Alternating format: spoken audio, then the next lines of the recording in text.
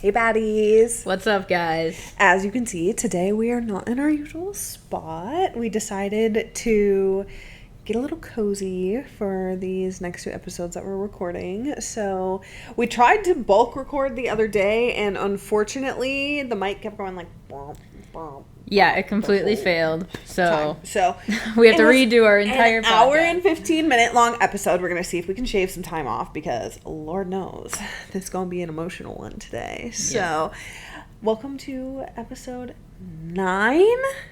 Yeah. Shut up, girl. Okay, well, let's dive right into it. As we promised you guys last time, we are here to talk about why Frankie had to leave Minnesota. Yeah, so She's buckle up, Buttercup. Official Cornhusker now. Oh, God. Yeah, okay. So, but, not for long. Trigger warning, though. This is a tearjerker. This is quite the story. So buckle up, guys. Make sure your therapist is on speed dial, your sponsor, all the peoples that can help you. So, unfortunately, there were some moments that, while we told this story on the episode that you can't even freaking hear, where Frankie was like, I am learning this in real time because in the moments of everything going on in those handful of days, she was not very present. We'll dive into that. Sure wasn't. In our story time here in a minute, but we had it raw live footage of her being like, I had no idea I did that, no idea I said that, called you, whatever. And so unfortunately, Frankie now knows the whole story as well. There's no surprises except for you guys. Which get surprises. So okay, let's dive in. Do you want to start, and then we can just kind of volley back and forth when I feel like I can intervene for sure and get caught up to where you left off. Yeah, for sure. Let's just dive right in. As we've been forthcoming in our previous podcast, I've struggled a lot with sobriety. That is a journey that I have been on now for quite some time. And to kind of reel things back as to why I had to leave Minnesota, we have to kind of press rewind and go back to active addiction, Frankie. So, I was in active addiction, and things were really difficult for me. And when I say active addiction, I was one of those people that was what we call a functioning addict. So I was able to maintain a normal life, air quotes, because I had all the things. I had all the boxes checked, right? I had a house, I had multiple vehicles, I had a career, my house was always clean. I did not actively look or behave like someone who was using these hard substances. It was all just kind of the facade of me lying to myself, telling myself that as long as I have these material things, as long as my house is clean, I'm not an addict if I do these things. You have all your teeth? Yeah, I have all my teeth. So, it's all good. So even though prior to the main reason I had to leave Minnesota, I actually had OD'd, which was a horrible situation. I was, this just kind of shows the addict mindset, right? Because, I'm sitting in the trap house, partying with some people, and so my drug of choice is heroin and fentanyl. I was hanging out with some really bad peoples. Well, they're not bad peoples. They have bad hobbies. They have bad hobbies. They're not bad people. They're not bad people. Yeah. Because that's one thing that we talked about in our episodes before is nobody wakes up one day and says, I'm going to do whatever hard substance it is, right? While you can manipulate and abuse alcohol and cocaine very easily, they are deemed socially acceptable. Right. They are more recreational. Mm-hmm. But nobody wakes, because everybody does those to party, right? But it's not the same with this, and nobody just wakes up and says, what would be really good at the party tonight? No, it's usually trauma induced. Yeah, usually. There are some people who get there just through, trial and error, I guess. But for me, I definitely was running from some trauma that had happened that previous summer. Like I said, addiction is a wild thing, man, because when I OD'd, all I remember is using, and I woke up and a friend of mine was kind of shaking me a little bit, and I was like, what happened? I'm sorry, like I must have fell out, like must have fell asleep, and they're like, no, you don't. I just fucking Narcaned you, man. Like you were out, you were gone, and I was like, what? And then the second that the word Narcan hit my ears, the withdrawals hit because Narcan can send you into immediate withdrawal. So my solution was, I'm going to use more so that I don't feel this icky feeling. And for those of you who don't have a lot of experience with addiction, withdrawals are very painful. I wouldn't wish them on my worst enemy. And the longer that you use, the worse the withdrawals are. The more that you use, the worse that the withdrawals are. So for me, I was in pain from head to toe. It was absolutely horrendous. And I remember I was...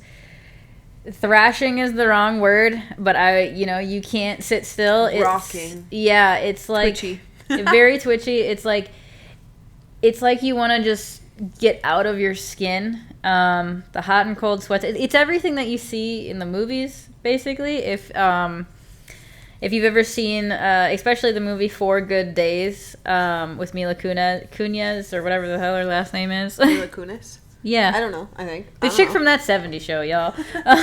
She did this movie called 4 Good Days, and it's about heroin and about her getting clean. And that shows withdrawals very accurately, because you are very restless. Everything is very cold, but you're also really sweaty. So, like, it felt as though that I was, like... everything was too hot, like I was completely sweaty. And even just talking about it, like, you can tell if you're watching this on YouTube or on Facebook, you can tell my mannerisms. Like, I'm getting all tense because, like, the thought of going through withdrawals is just like, ooh, it's not fun.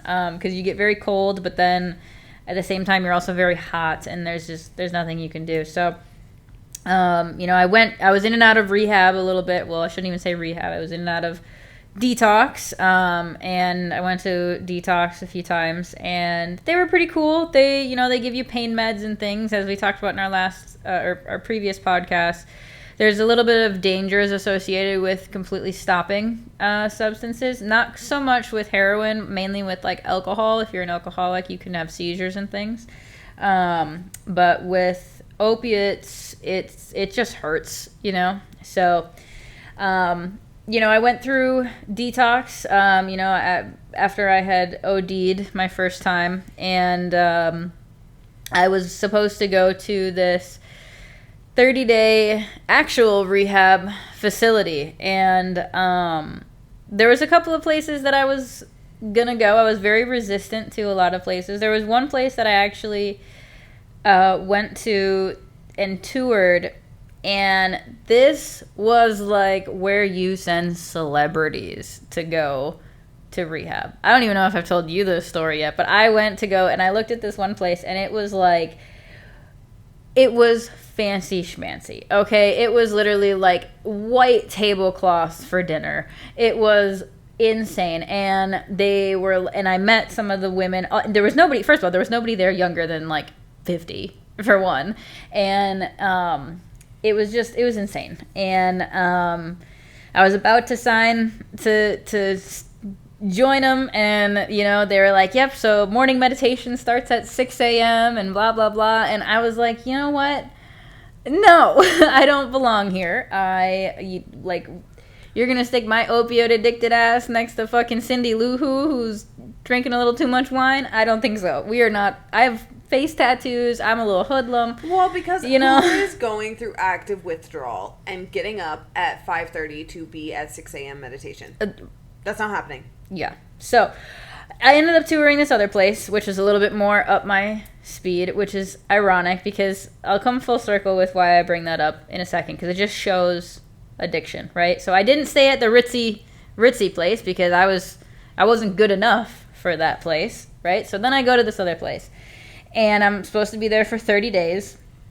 And I stayed for a grand total of like 3 days before I left AMA, against medical advice, because I was in there with people who were at the lowest points of their lives, and they were really struggling.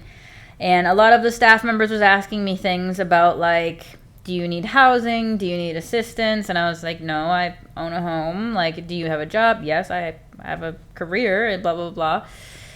And I, on the opposite end of what I found wrong with the first rehab facility is now I suddenly was like, well, I must not be an addict because I'm not at this low place. I do have all of these things. I do have a career. I do have these things. So I must not be an addict. And so it's interesting to see the addict mind between those two places. Like, one, I didn't stay because I wasn't good enough, and the other, I didn't stay because I was too good. I was too good for this shit. But in reality, what was going on is I just wasn't ready to get sober. I wasn't ready to admit that I was an addict. And that's why the first step of 12 steps is admitting that you have a problem, right? Because it's not so much just saying, like, oh, yep, this is a problem in my life. You know what I mean? Like, maybe I should put this down. No, it's really admitting, like, you got some issues. This has really taken a hold over your entire life, and you have a defective character that it's almost like an alternate personality that invades your life, right? And the old timers call it slick. Slick's on your shoulder talking to you, and that's your addiction, right? So, but when I left the rehab facility, because I had proclaimed that I was not an addict, I lasted a couple of days before I was back to using. And it was not a good situation because of the fact that I had a career. I was able to fund my habits more than... A cash career. That's also, yeah. And I was able to fund my habits in a way that nobody around me was able to fund their habits. Most people had to get by with a little bit at a time. And,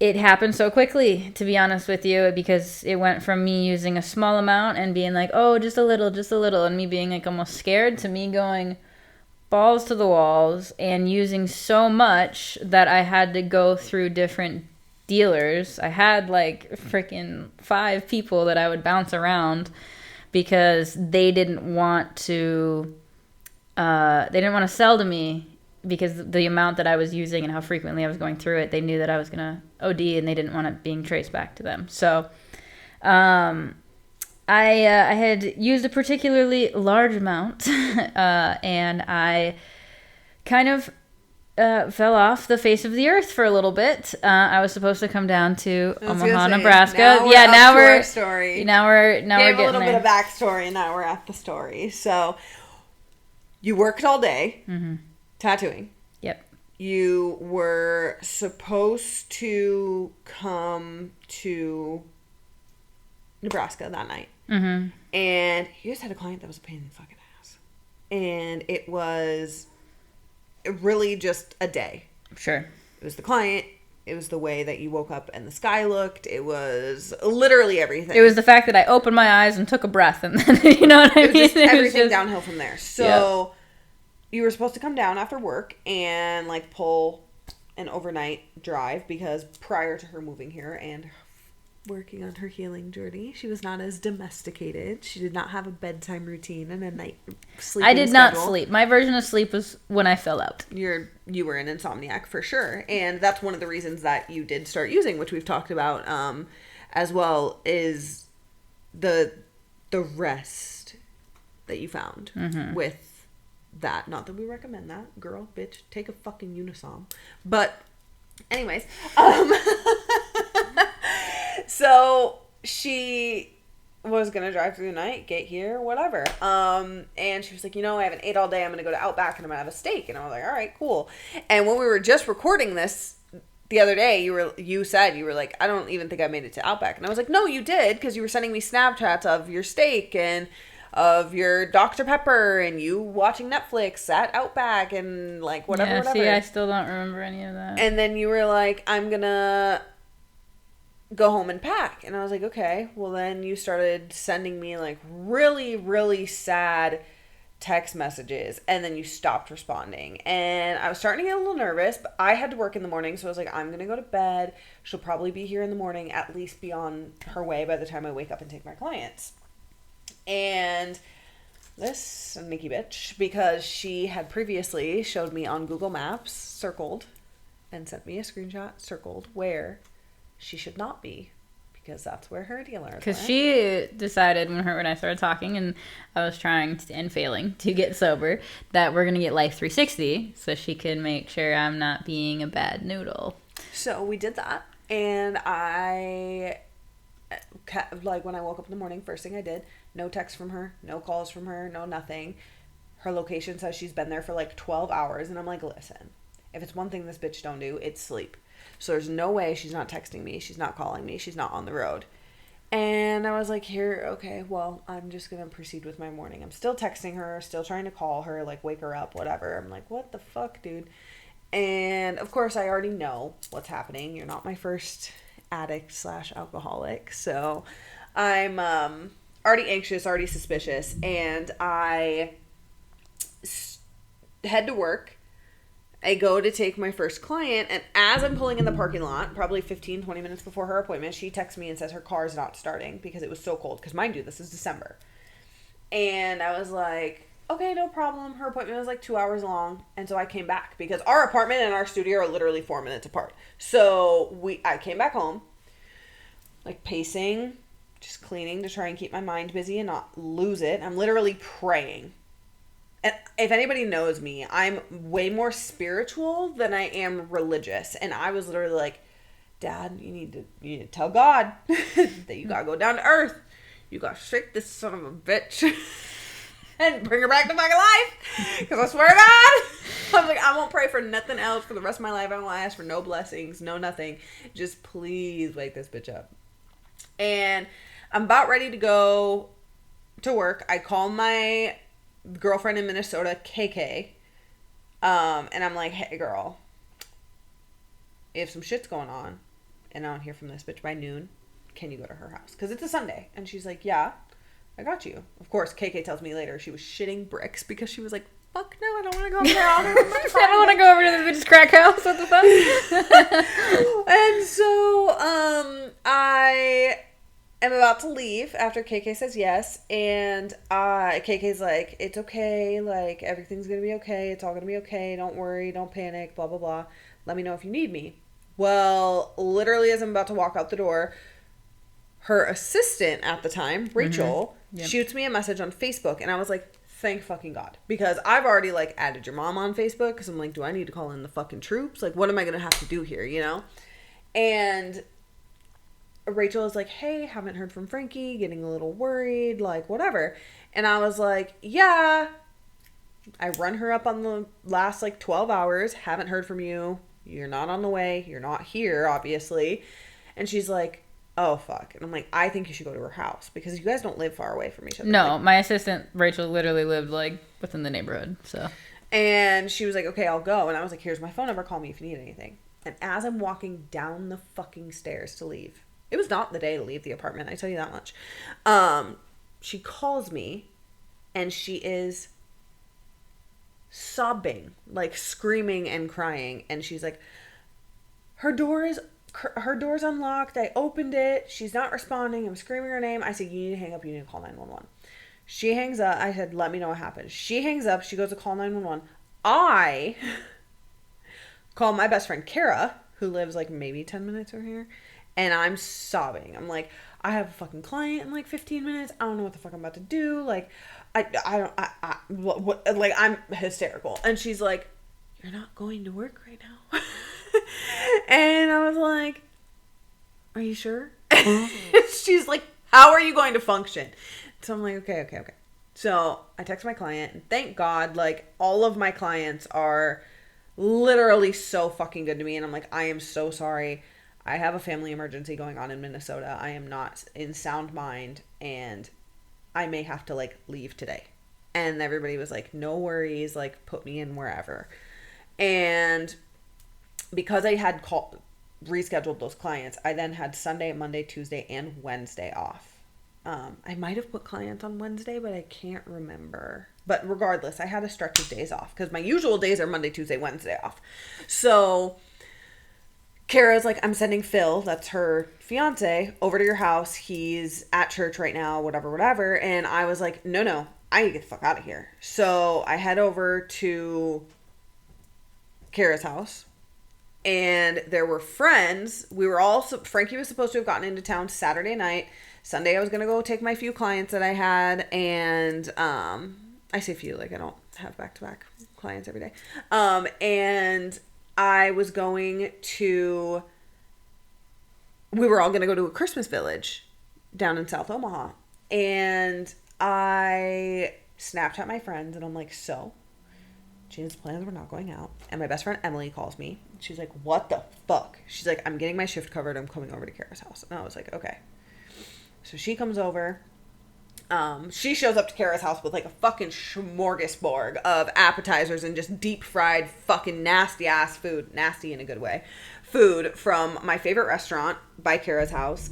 And we're there for a little bit, and Rachel had texted me just before I went over to Kara's house, and she said something about like, I'm so sorry. Because I texted her and I was like, hello?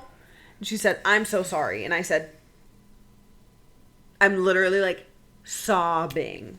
And she's like, she just came to the door. I didn't mean to worry you. And I'm like, yeah, bitch. So Don't say I'm so sorry. I'm thinking, I'm so sorry for your loss. Like, you know? Yeah. So now jumping back to my perspective, right? So I fall out. I open my eyeballs, and I didn't have many thoughts at that time. I just knew that I needed to puke. So, not that. Well, I mean, opiates, they make you nauseous. Funny enough, I even had like a freaking Zofran dealer to deal with the nausea, which if you don't know what Zofran is, it's literally a medical grade anti-nausea. Anyway,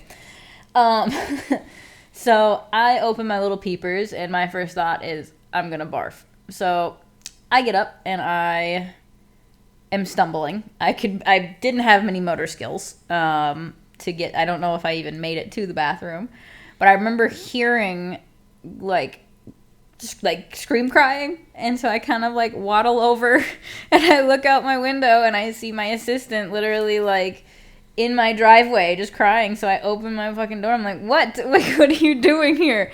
And she runs up and she gives me a big hug and she goes, we all thought you were dead, blah blah blah, I've been screaming your name, the cops are here. And then I literally like saw the police officer roll up to my house, and I immediately was like, girl, you better act sober right fucking now. I'm not going to jail. So I was like, I literally told the officer, I was like, I'm fine. She's freaking out and I don't know why. And he was like, oh, okay, bye.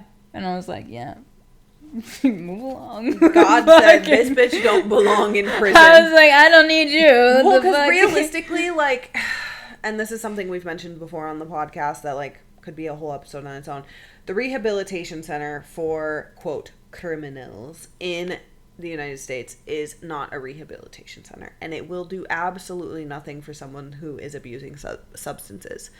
Yeah, but sometimes it is the only way to like get someone sober is that you have to force them. But they also don't give you any meds. They don't give you any. But it's a negative. You still situation. have access to it, and if there's a will, there's a fucking way. And That's your ass true. will fucking. You are the sneakiest son of a bitch. We just said you literally didn't leave.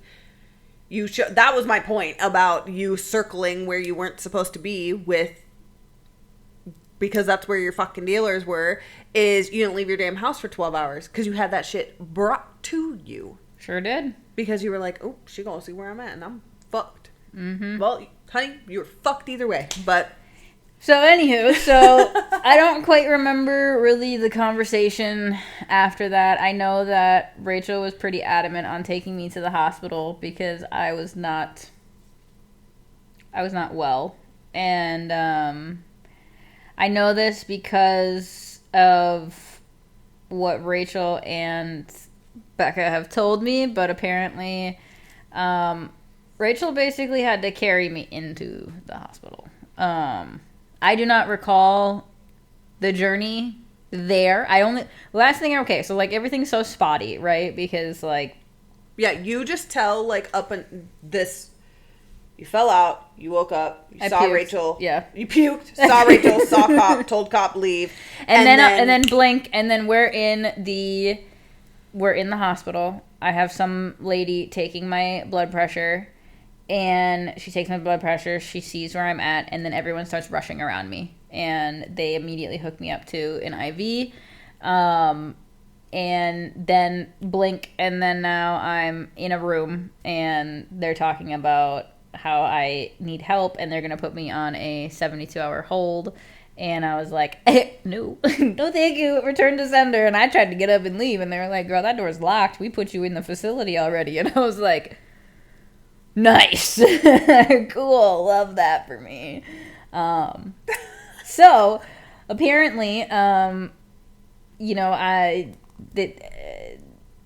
they saw my blood pressure and it was incredibly low. They had come to the conclusion that I was nearing or in active overdose. So I know that they gave me some sort of IV Narcan or something because it showed up on my freaking bill. It was like Nexa something, and I'm like, oh, cool. But didn't you say, or no, Rachel said that I was trying to lie to... Yeah, Rachel told me that when you got there, and they were like, oh, what's the issue? What brings you in today? You were like, my stomach hurts. Yeah, and Rachel was like, no. In our last podcast, her stomach hurt. In our last podcast, we really divulged all the stuff, and you guys got to see in real time. You'd be like, "What the fuck did I do?" Because I had told you, I was like, before you went to the hospital, you called me and you were sobbing, and you're like, "Don't leave me, don't give up on me. I'm so sorry." And I was like, "I'm not giving up on you, but here's what's gonna happen." Yeah, this was the first time that I told her. I was like, "You are officially signed up for Becca Rehab Facility." Like, because I have done this with addicts, I've done this with alcoholics, and if you want. Like, I will not leave you in the fucking dark. I'm going to get you to a point, but there is going to be a point where I have to put myself first. Mm-hmm. So I'm either going to, you're going to fucking listen to me. You're going to let Rachel take you to the hospital. And she was like, okay.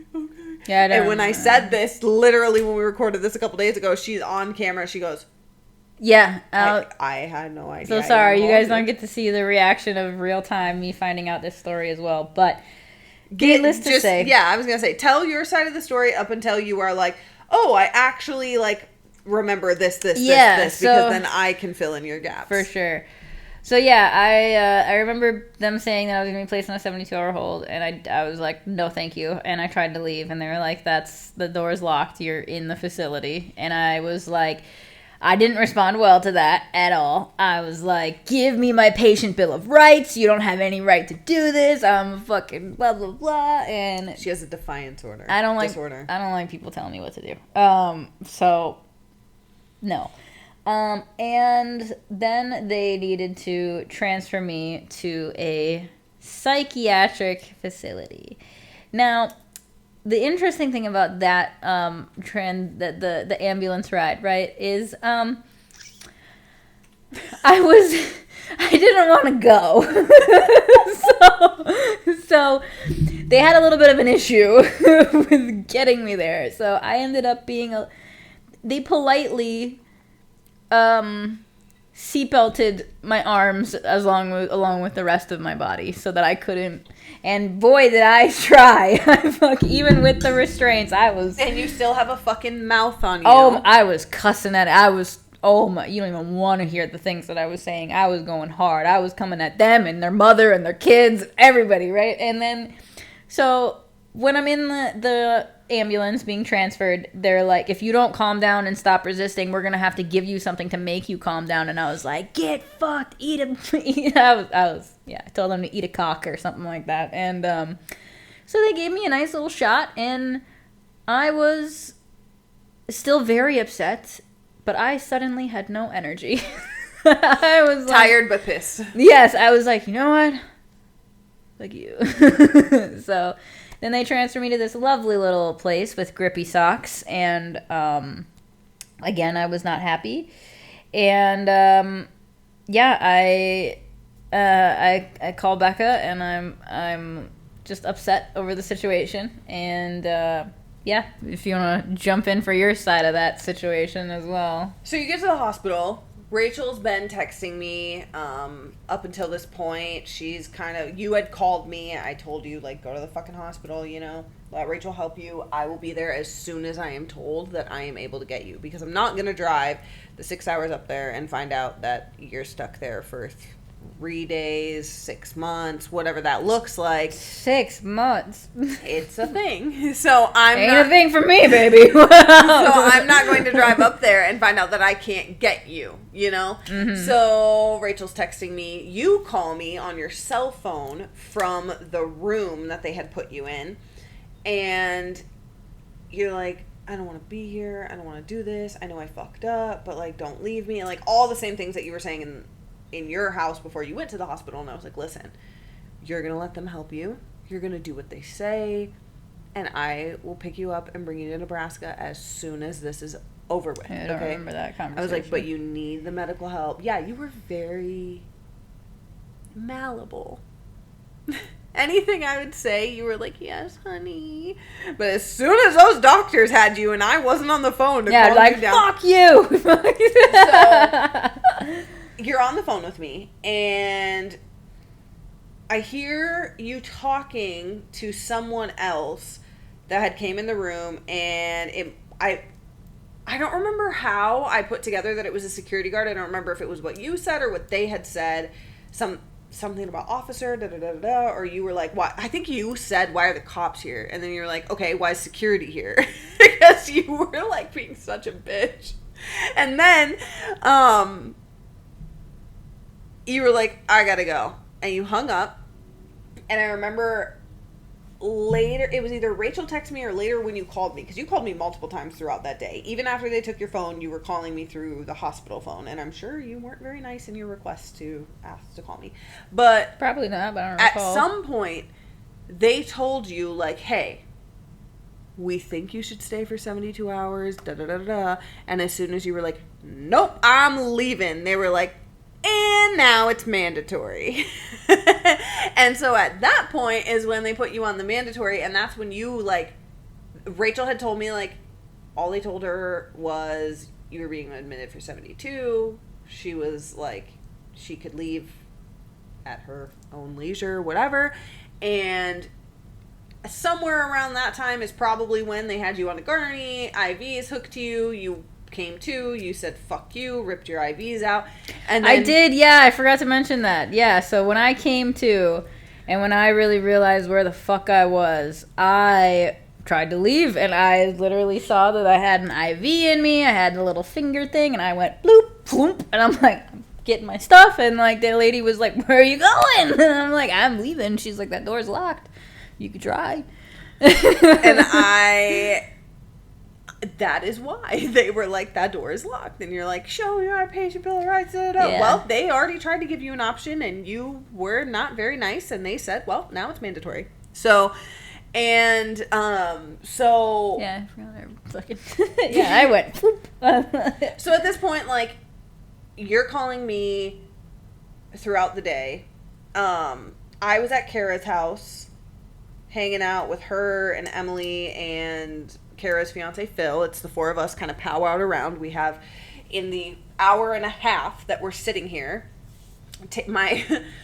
one of my other best friends, Taylor, FaceTimed me, and she's like, you're at Kara's house, what's going on? And Taylor's my ride or die. Like, that bitch has been locked in for some of the worst, most traumatic moments of my life since I've moved to Nebraska.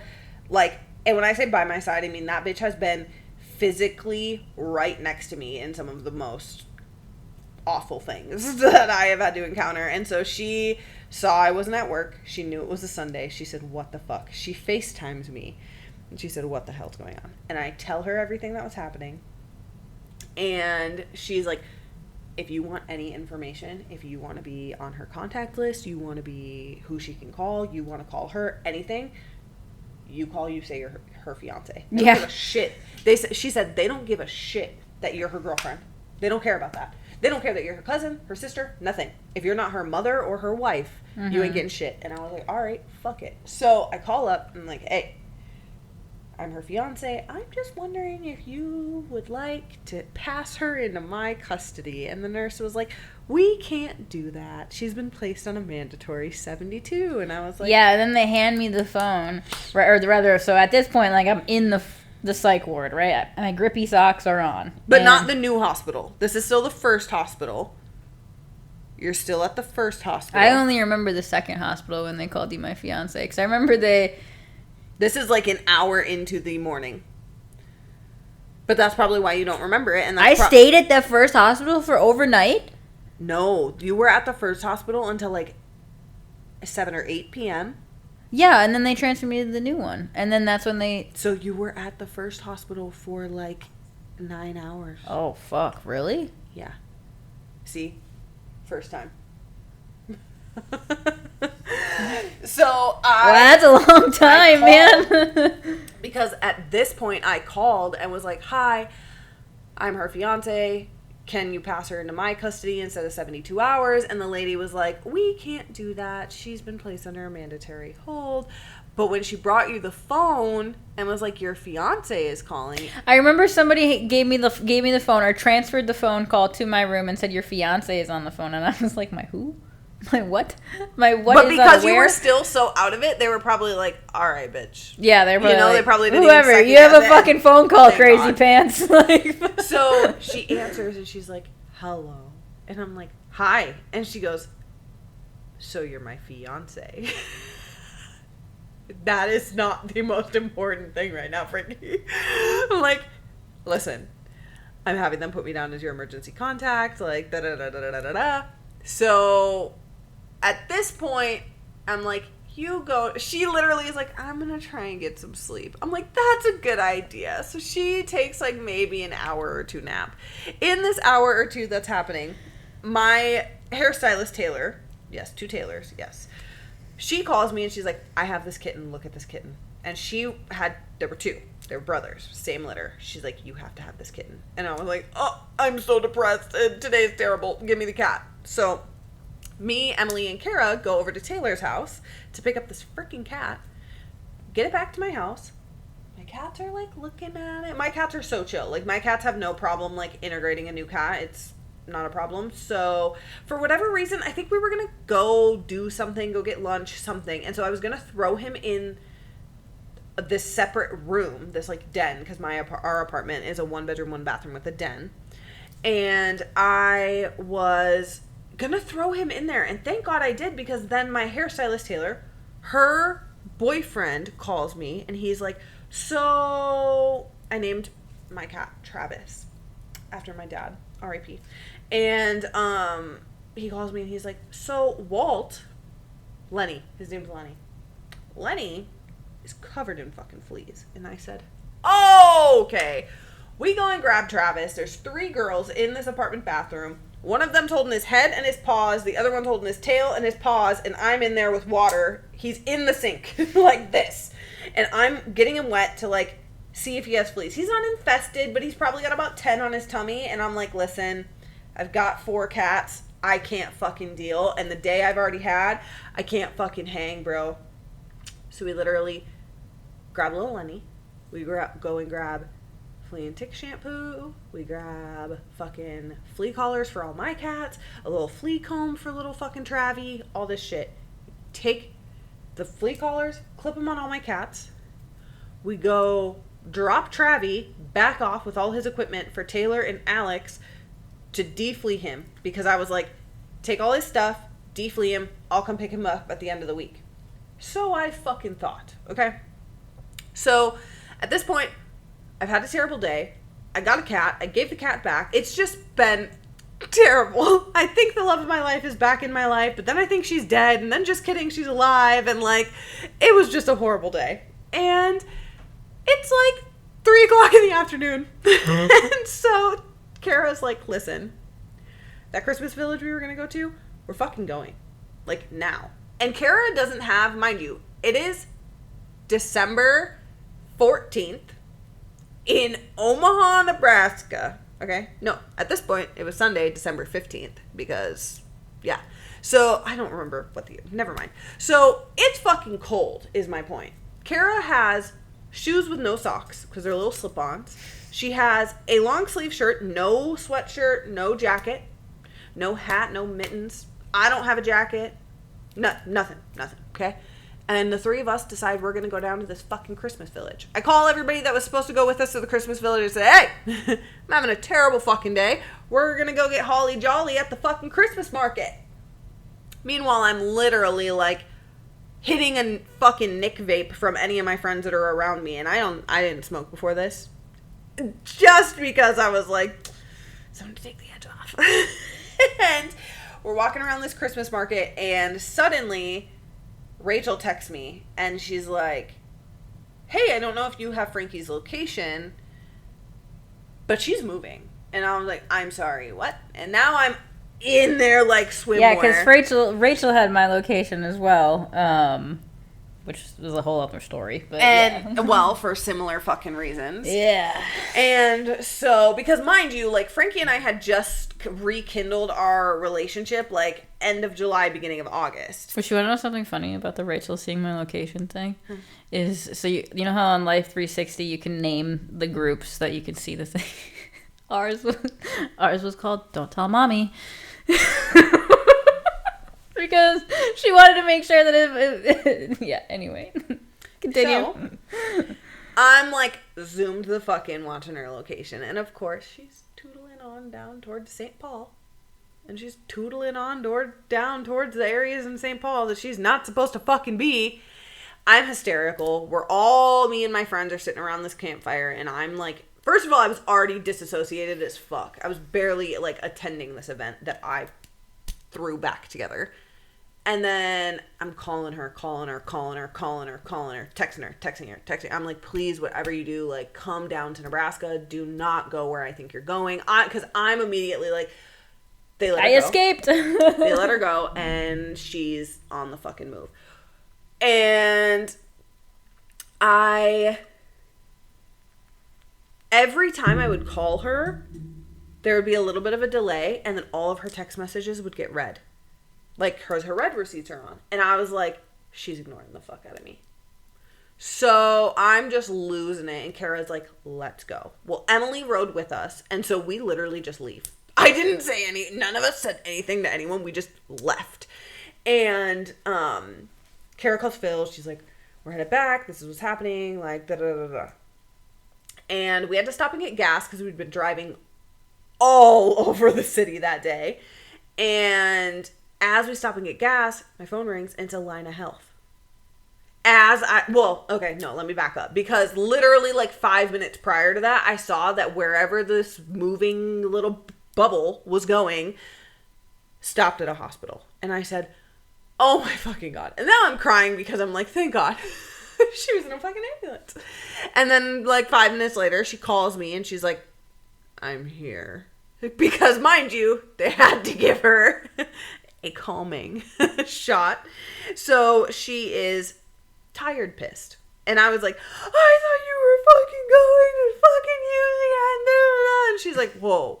Yeah, I'm like, listen, I'm going to need you to calm down. And I'm like, your text messages were getting read. And she's like, wait, what? Yeah, I didn't even have any of my possessions at that point. I'm in the fucking, like, scrub-a-w's and, like, I got my grippy socks on. And I was up in there trying to fucking punch a fucking paramedic. So, yeah. So, we're on the phone, and I up to date her on, like, my last couple hours. She tells me about her last couple hours. Just, like, what the plan is for tomorrow, why they transferred her. She's going to see a psych in the morning, da-da-da-da-da.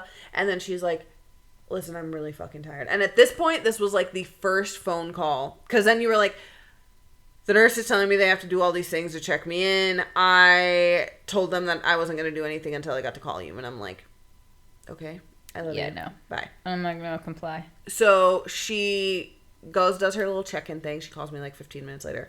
I don't remember what the conversation was because literally the whole day was like, she's fucking not present.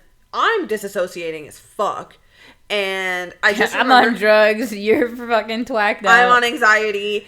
And so I just remember us getting like snippy with each other. And then you were like, well, they're making me get off this phone because they're putting me in a room now. And I was like, all right, fine. Like, love you, bye. And I hung up. And you called me back literally like within seconds. And I'm sure those nurses were like, are you fucking kidding me, bitch? Like, you've got bigger problems. And you're like, did you just fucking hang up on me? I'm like, you have to go in a fucking room now. Go in your room and call me. To which you did.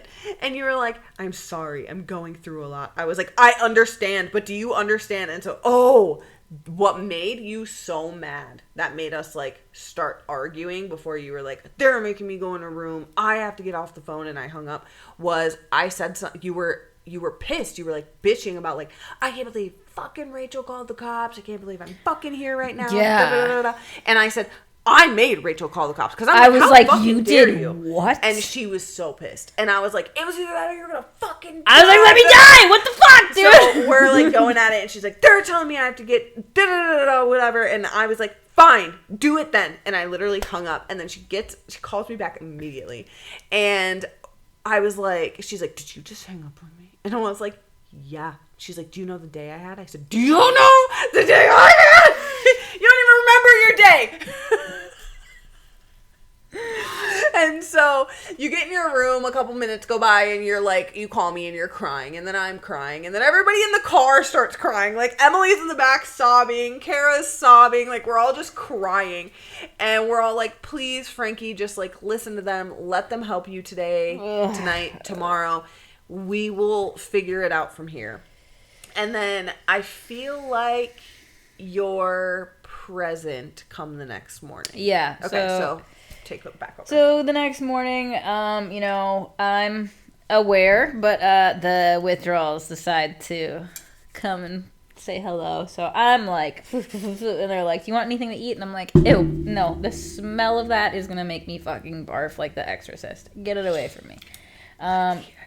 Well, yeah, yeah. So I meet with the psych, and I'm over here like, I need to go home. Like, I'm fine, everything's fine. And he's like, I don't know about that, like, your report says you were a little violent and that you're kind of resisting. I'm like, yeah, I'm not. He wanted me on Suboxone, he wanted me on this, and I'm like, absolutely not. I'm not taking any meds, I'm not taking nothing, I'm not taking anything. I was like, I'll take gabapentin. You got some pain meds for me there, doc? Like, I was fucking pissed.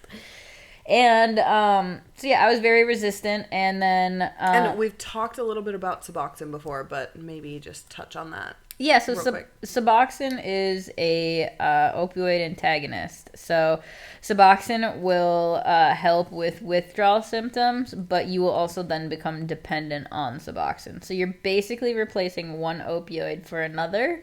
And fun little fact is, Suboxone is 10 times more addictive than anything you can get on the street. So that's why I was hesitant about it, because I was like, I'm not going to swap one dealer for another. Go Big Pharma. Especially one that doesn't even get you high. Like, absolutely not. Like, if I'm going to... Well, I mean, if you're going to sit... If stopping taking this medication is still going to cause withdrawals, I'm at least going to get something before the withdrawals. That was my math, okay? Addict math, right? We got girl math, but that's addict math. Anyway, so I was very much like, no, absolutely not. And I was very resistant towards anything. And apparently she had been on the phone with the doctor and said, like, hey, so I've been dealing with Frankie all my life. She doesn't enjoy being told what to do. So maybe try coming at it from a different angle. And, please release her into my care. Keep in mind, this is just for 72 hours. And it felt like they were signing me up for 3 years. Okay? And I was like, absolutely not. So then... but they weren't even like... This was the next morning. So they hadn't even kept you for a full 24 hours. Yeah, but you know what? I was like, get me out of here. So then the doctor comes and he says, hey, I've spoken with your fiance. She said that you were already in the process of moving to Nebraska, and that you've been together, blah, blah, blah. She seems really healthy and has all of her shit together. And I was like, yep, she's awesome. Cool. And fuck you. and then he's like, I'll make you a deal. If you start taking Suboxone, I will let you go into her care. And I was like, yeah, say less. Just get me the fuck out of here. So then I call back and I'm like, hey, he said that if I get on Suboxone, you'll come pick me up. Is that true? And she's like, yeah, but if I pick you up, you're coming to Nebraska, you're gonna move here, blah blah blah. And at the time, I was like, yeah, okay, whatever, just come pick me up, bro. Like, I don't know if I can be here. So I started taking Suboxone, and that helped. I will say, but definitely not my cup of tea. So and I literally, it takes 6 hours to get from Nebraska to Minnesota to come pick me up. And I was trying to get out even faster than that because I was like, are you guys going to help arrange for me to get a ride home? And they're like, no, we're going to wait till your fiance comes at 6 p.m. to come and pick you up. We're not going to give you a ride home. And I was like, oh, well, fuck you. And every 30 minutes, I'm calling you. Where are you? Are you close yet? Are you close yet? Are you close yet? And I'm like, are you going to be here yet? Terrible. So she comes and picks me up at 6 p.m. I left at noon. Yep. She picks me up. Because your psych calls me. He's asks me the story, give him the rundown of what happened, where we're at, the process of moving you here, knowing you your whole life, da da da da. And I'm like, listen, I have had a bag packed since fucking yesterday. I'm ready to come, my boy. I said, I am 5.5 hours away from St. Paul, Minneapolis. I will literally be there lickety split. You say the word, I'm in this fucking car. I said, the reason I'm not there already is because, if you would have put her on a 72-hour hold, I have clients on Thursday morning. I got to be back here to run my business. And he was like, okay. Well, I'm comfortable releasing her into your care. I'm going to go talk to Frankie one more time, and I'll have her call you. And that's when he was like, take Suboxone or you're not leaving. Mm-hmm. And I think that was genuinely because he was like, listen, bitch, the last thing that's going to happen is you're going to leave here and you're going to be like, so, drop me off at home. I'm not going anywhere. Because at least if you had the Suboxone in your system, you wouldn't be craving.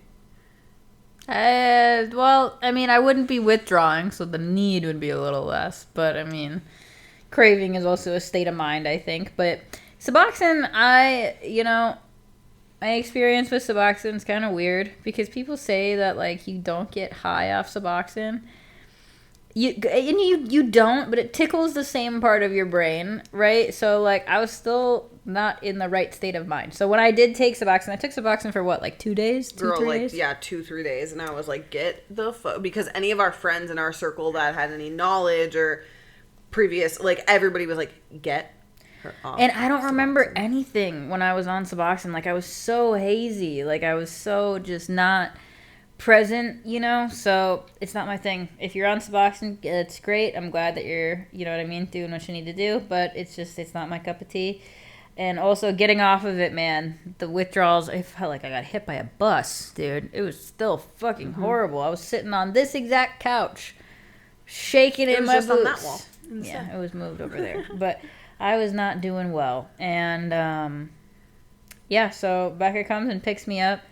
We, go to my house and you're allegedly. I was gonna say you might want to start off with this because I don't know anything. You get spotty for the next week, and there was actually a time probably about 4 months ago, so halfway into you being here to present day, that you said you had this aha moment where it's almost like your consciousness. Yeah, someone flipped the switch, and then I was like, oh my god! Because not only were you disassociating from trauma, you were doing fentanyl heroin, and then you were on Suboxone, and all of that over $100 a day. All of that continuously is putting you in a perpetual state of disassociation, whether that is consciously, subconsciously, chemically, so yeah, you were pretty spotty for a while. So yeah, no, it literally felt like someone flipped the switch, and I was like, oh my god, okay, I'm in Nebraska. Yeah, I moved to Nebraska. All right. So I remember I'm in the car, you call me, and I'm like, hey, I'm on my way, whatever. And I was like, this is what the GPS says for ETA. I said, here's the fucking deal. I'm maybe 20 minutes in the drive at this point. I said, I will turn this fucking car around and keep my ass in Nebraska if you don't agree right now that I am picking you up. I'm bringing you and Casper. Casper is her 17-year-old fucking cat. Yeah, he's old. Brought him. I'm picking you guys up. I'm bringing you the fuck down here. We will figure the rest out later. Do you hear me? We are getting you sober. We are selling your house. We're fucking moving your business down here. Da da da da. And she's like, yeah, okay, yeah. And then you were a little worried. Like, you kept asking random questions as far as, like, business or selling a house, getting your cars down here, shit like that. And I was like, listen, it will all happen, but not today. I said, I have a fucking therapy appointment at 10 a.m. tomorrow. Because at this point, it's Monday morning. And I'm like, I got a therapy appointment at 10 a.m. on Tuesday, and I think I need to go. So you're fucking getting your ass down here, and we'll deal with all the other bullshit later. And because I was also like, girl, you were going to be going through it this next week. And I was supposed to come up and see you the following weekend. Because at this point in us, like, rekindling our relationship, we were only going, like, 10 to 14 days without seeing each other. So I was like, and that was a lot for us. Hello, we're U-Haul lesbians. So I say all that to you. You're like, okay. You're calling me every 30 minutes to an hour. And you're like, hey, like, where you at? You know? Like, come get me. And we would be on the phone for like an hour at a time. And then you would go and like do something at the hospital. Because you're like, I'm only supposed to really be on the phone for like 10 minutes. And I'm like, yeah, well, they're probably sick of your ass. And they're like, whatever keeps her entertained. Yeah, literally, whatever keeps her quiet. And then you would be like, I should probably call my mom. And then it was like, well, I should probably call my mom back because she's helping with, like, insurance or whatever. And then, oh, well, I should probably call whatever. So I finally am like, maybe, I'm like 30 minutes out. This bitch calling me every 10 minutes. Where are you at? Where are you at? Where are you at? Hello. And I finally get there. I pick her up. And I'm like, all right, here's what we got to do. We're going to I don't even remember leaving the hospital. I don't remember exiting the building. I picked her up. I said, I need a fucking vape because I'm not in the headspace to deal with nicotine withdrawals. Because like I said, the day before, I was ripping anything that had nicotine in it just to like take the edge off. And I'm like, listen, I got this shitty old vape from months ago. It's literally just died. I need a new one. We got to stop at the pet supply store so that we can get your cat a fucking carrier. We're going to your house. We're going to pack as much of your shit as we possibly can. We're going to be back in less than 2 weeks. We're going to grab the cat. We have to go to KK's house, drop your keys off. Because mind you, this is Christmas time. So she's already been ordering Christmas presents for us to celebrate Christmas together. Oop, I just kicked the camera. And so we have to give KK the keys so she can pick up mail and da-da-da-da.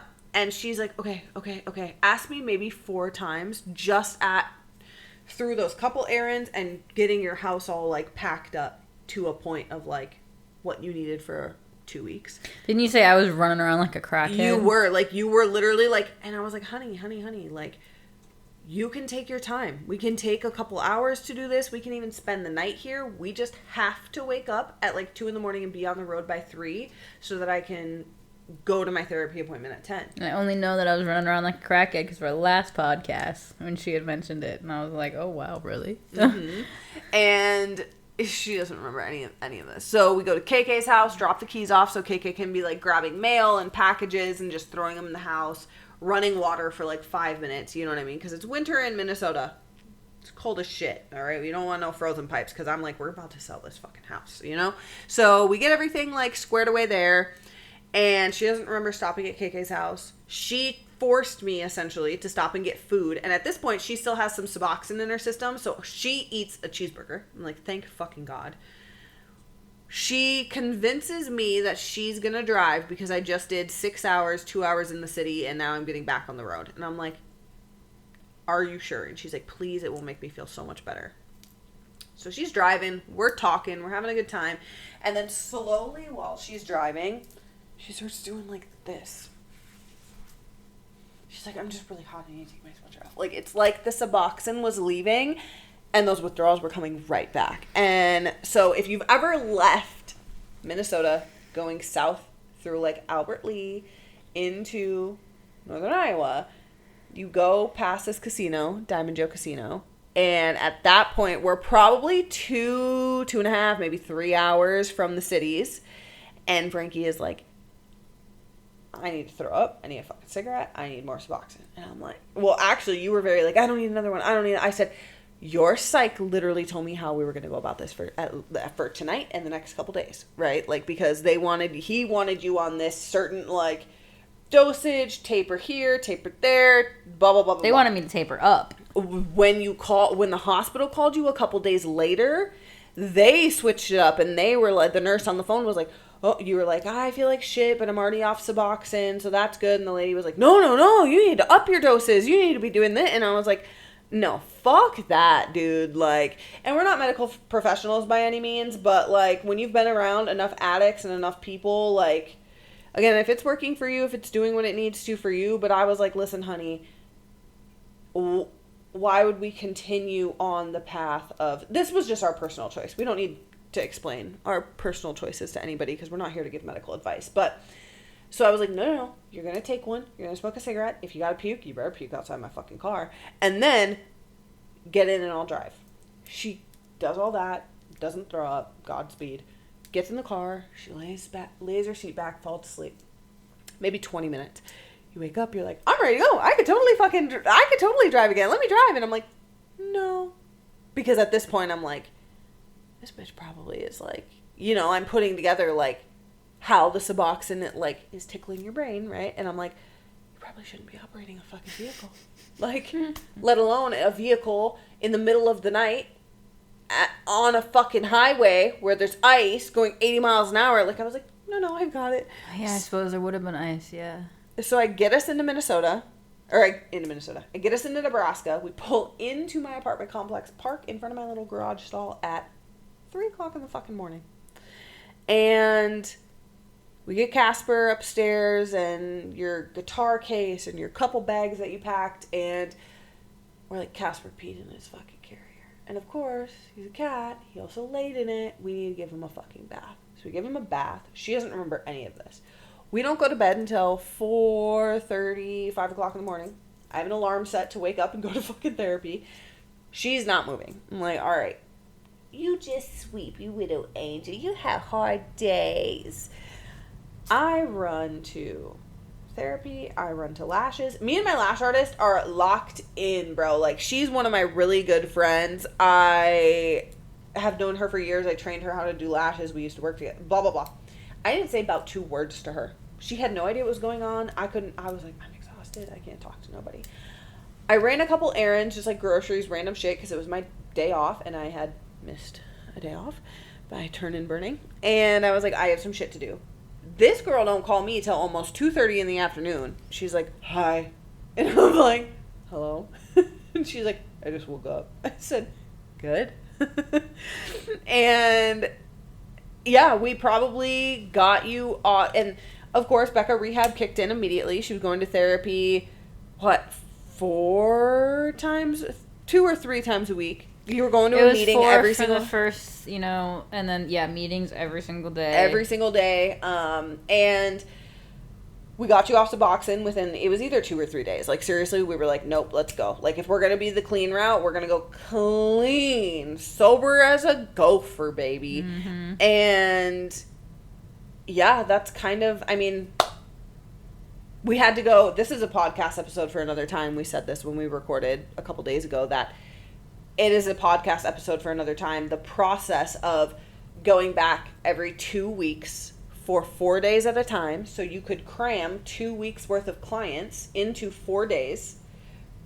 You were not sleeping. Anytime, like, we would get remotely, like, in a groove and healed and, like, sleeping regimens and stuff like that here, we would have to go back for you to take clients. You were not sleeping. You were depressed. You were anxious. Like, it was awful. Even I, like, the energy in the house, I was literally just like, I don't fucking like it here, dude. Like, yeah. I didn't like, I'm comfortable in my own energy and my own, like, presence enough to, like, run errands by myself, sit home by myself, but if you went to work, like, I was literally, like, constantly on the phone with somebody, even while packing that house, because I was just like, there's something about this fucking place that just,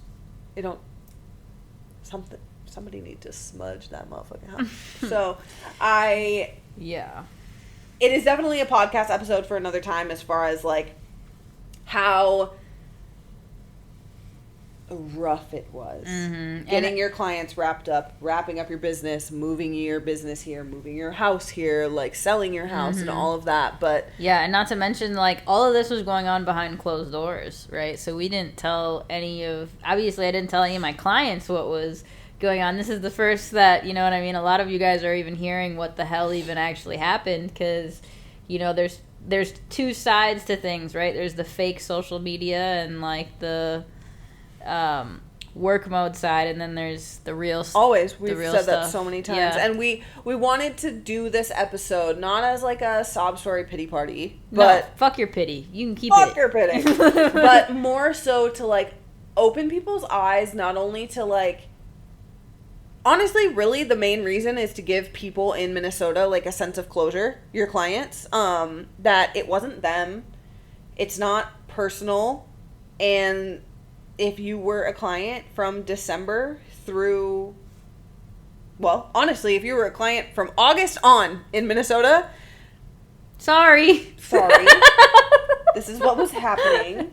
I was going through some stuff, man. And honestly, like, I cannot express how proud I am of you, because over the last couple months of you being here, not only have I seen how much healing you've done, your sobriety alone is fucking immaculate. The way that you're opening up about your story to people and social media and just everything that you've accomplished, and how proud you are of what you're doing. Like, when KK came to town, that's a funny one. When she came to town just a few weeks ago, about a month ago now, and you guys surprised me with her visit. I had just gotten out of the shower and I heard you talking to her about not just this journey, but a couple other really traumatic things. And I was just like in there, so like literally like, because I was like, she's talking to people. And that is something that I feel like so many people, they think that they need to keep their skeletons in the closet. And you almost died hurting in silence. So please be as loud as you need to in your fucking healing process. You know, and that doesn't just go for you. That goes for anybody watching.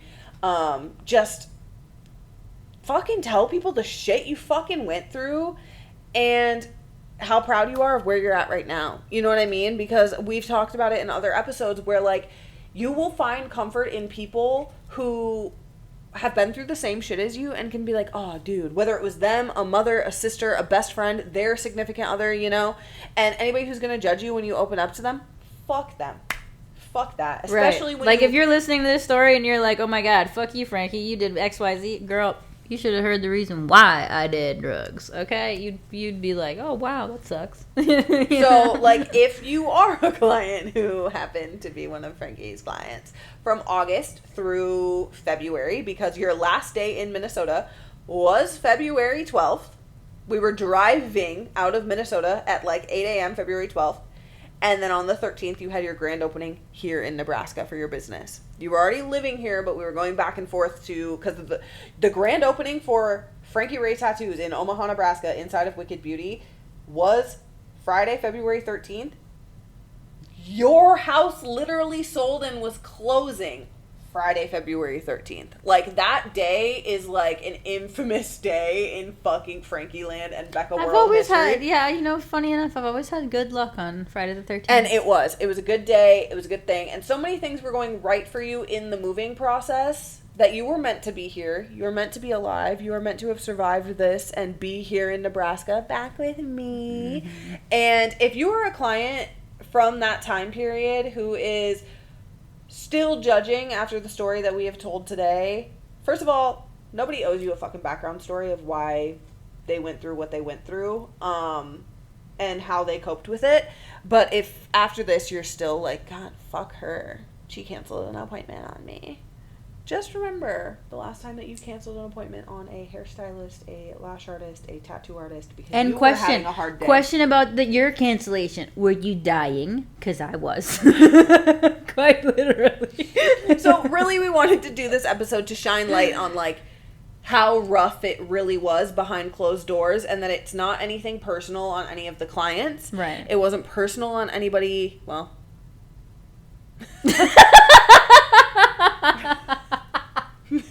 I was going to say not personal that you moved, but it kind of is.